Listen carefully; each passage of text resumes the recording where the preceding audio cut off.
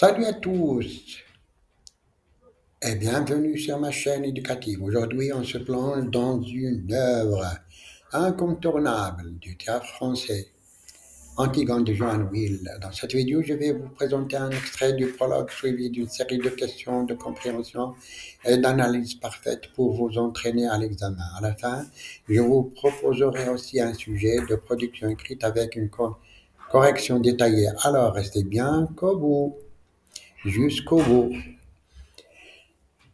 Examen de français niveau baccalauréat texte.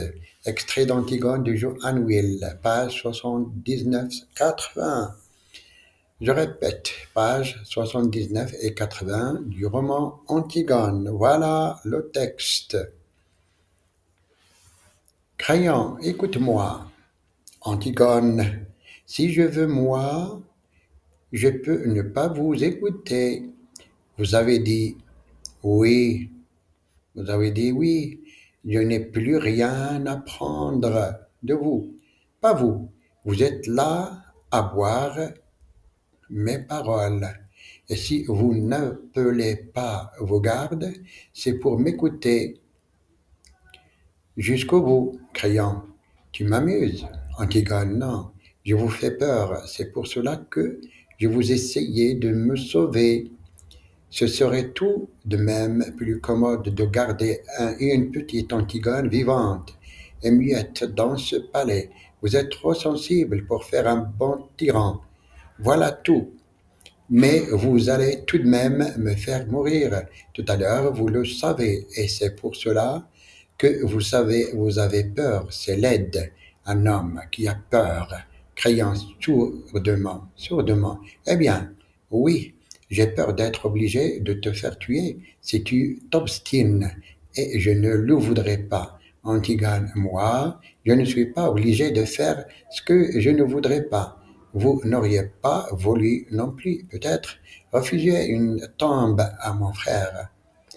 Refuser une tombe à mon frère? Dites-le donc, dites-le donc, que vous ne l'auriez pas voulu, criant, je te l'ai dit, Antigone, et vous l'avez fait tout de même. Et maintenant, vous allez me faire tuer sans le voir, et c'est sans le vouloir. Et c'est cela, être roi? Crayon, oui, c'est cela. Antigone, pauvre Crayon, avec mes ongles cassés et pleins de terre et les bleus que tu gardes, m'ont fait au bras avec ma peur ni me tord le ventre. Moi je suis reine, Crayon, alors, aie pitié de moi, vis le cadavre de ton frère qui pourrit sous mes fenêtres. C'est assez payé pour que l'ordre règne dans le Thèbes. On passe maintenant aux questions de compréhension. Quel est le ton général de cet échange entre Crayon et Antigone? Question 1. Quel est le ton général de cet échange entre Crayon et Antigone? Un ton conflictuel et désespéré. Deuxième question. À qui Crayon commande-t-il d'avoir pitié? Deuxième question, à qui Crayon demande-t-il d'avoir pitié? À Antigone. La réponse à Antigone. 3. Que représente selon Crayon le cadavre du frère d'Antigone, pourrissant sous ses fenêtres? Question 3. Que représente selon Crayon le cadavre du frère d'Antigone, qui d'Antigone pourrissant sous ses fenêtres? Thèbes. Le cadavre de frère Porisson sous ses fenêtres et Thèbes.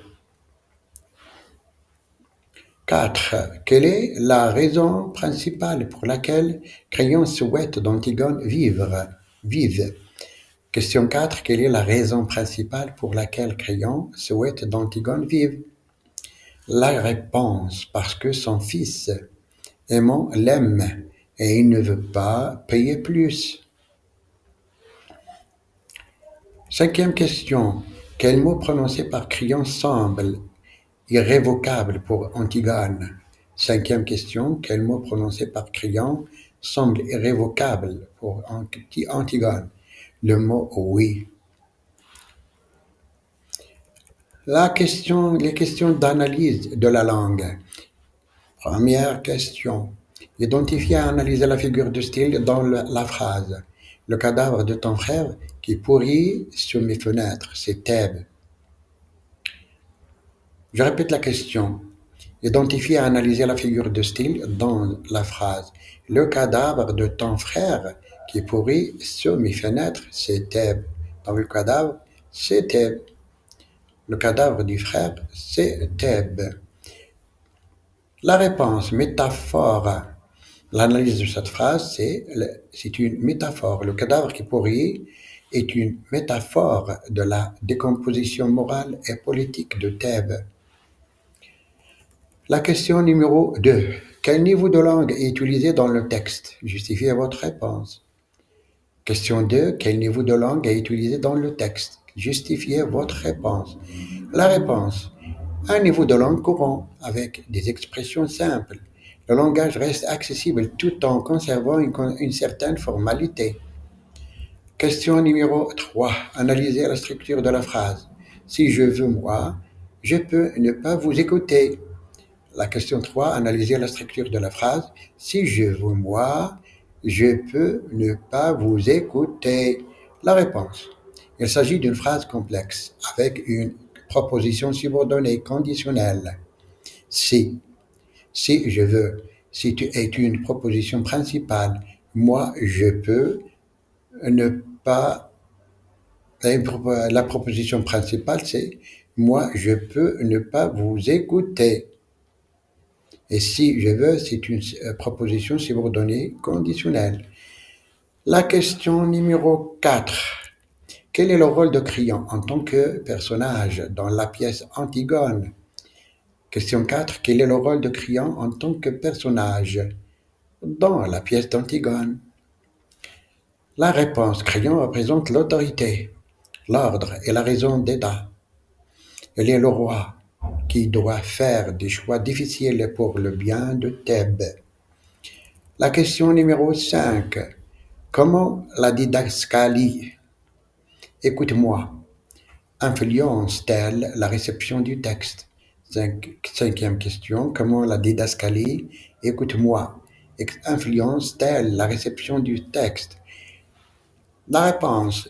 Il montre une tentative de Crillon de reprendre le contrôle de la situation et d'imposer son point de vue, soulignant sa position d'autorité.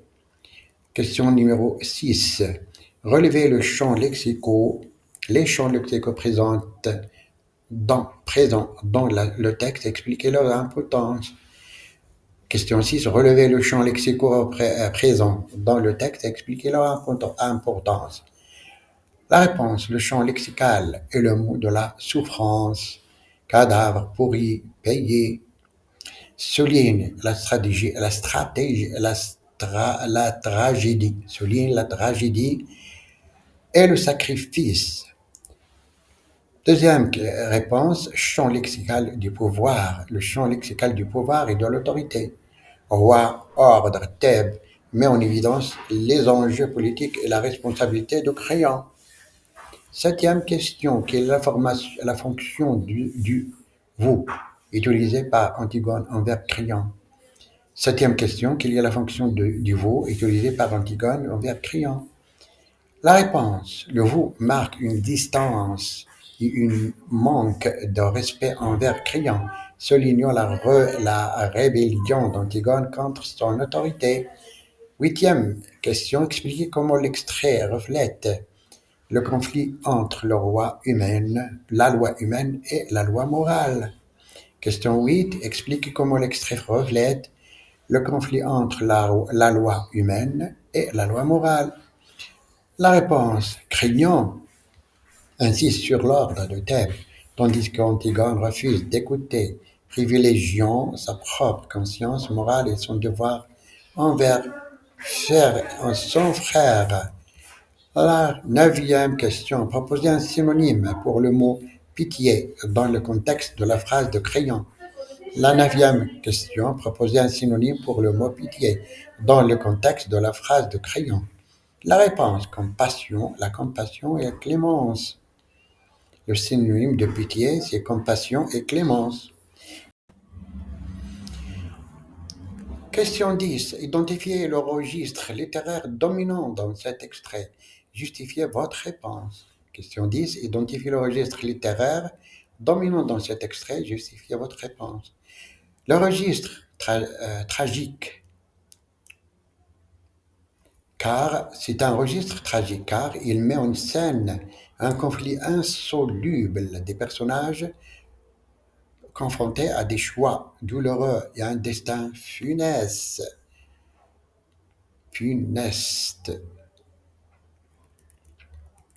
Maintenant, on passe à la production écrite. À partir de cet extrait, rédigez un court paragraphe argumentatif d'environ 80 mots pour le thème du conflit de génération et des valeurs opposées. Je répète le sujet à partir du texte. Rédigez un court paragraphe argumentatif, environ 80 mots, sur le thème du conflit de génération et des valeurs opposées. Critères d'évaluation, conformité à la consigne, cohérence de l'argumentation, organisation du texte, correction de la langue. Une correction suggérée d'expression écrite. L'échange entre Créon et Antigone illustre un fossé générationnel profond. Créon, pragmatique, cherche à maintenir l'ordre et la stabilité de Thèbes, même au prix des compromissions morales. Antigone, intransigeante, refuse toute concession et revendique ses valeurs personnelles, défiant ainsi l'autorité établie. Ce conflit met en échange, en lumière, l'opposition entre la raison d'État et la conscience individuelle, un thème central de la pièce. Je répète la correction de l'expression écrite proposée. L'échange entre Créon et Antigone illustre un fossé générationnel profond. Créon, pragmatique, cherche à maintenir l'ordre et la stabilité de Thèbes, même au prix de compromissions morales. Antigone, intransigeante, refuse toute concession et revendique ses valeurs personnelles, défiant ainsi l'autorité établie.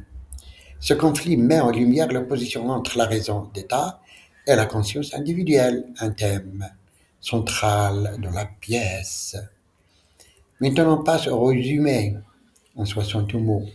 Dans cet extrait d'Antigone, Créon implore Antigone de vivre argant que la mort de son frère suffit à maintenir l'ordre à Thèbes et que son frère l'aime. Antigone refuse d'écouter Créon car elle est déterminée par son oui initial qui représente son engagement envers ses principes. Cet échange poignant révèle le conflit central entre la volonté individuelle et d'Antigone et la raison d'État incarnée par Créon. Le résumé, je le répète, dans cet extrait d'Antigone, Créon implore Antigone de vivre, arguant que la mort de son frère suffit à maintenir l'ordre à Thèbes et que son fils l'aime. Antigone refuse d'écouter Créon car elle est déterminée par son oui initial qui représente son engagement envers ses principes. Cet échange poignant révèle le conflit central entre la volonté individuelle d'Antigone et la raison d'État incarnée par Créon. Finalement, j'espère que cette vidéo vous a aidé à mieux comprendre cet extrait. Et à bientôt.